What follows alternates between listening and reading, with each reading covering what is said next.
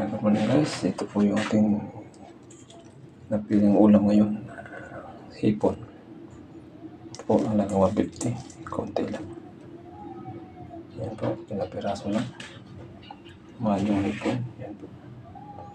Yan, din ang ating gulay. Yan yung isang piraso, isang big balot.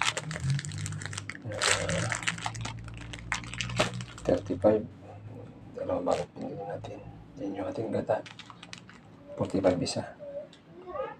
Then yung ating susunod, natin ginagamit yan. Yan. Yan po mga guys.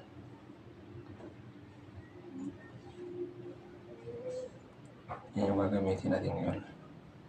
Luto tayo ng ginataang kulay na may hipon. Yan.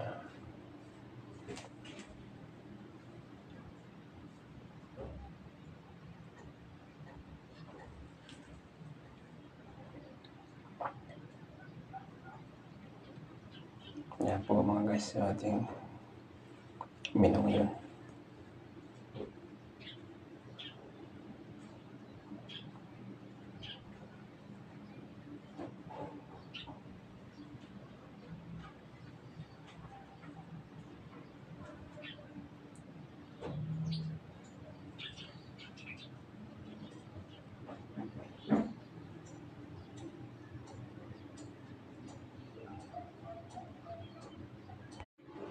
Good morning guys, dito na naman tayo. Magluluto tayo ng ulam, almusal.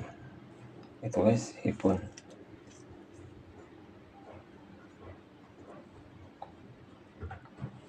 Then yung ating panggisa. Next yung ating gulay. Tapos yung ating gata.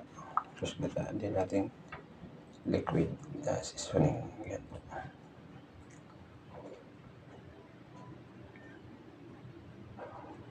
So yan po guys, ating sangkap ngayon.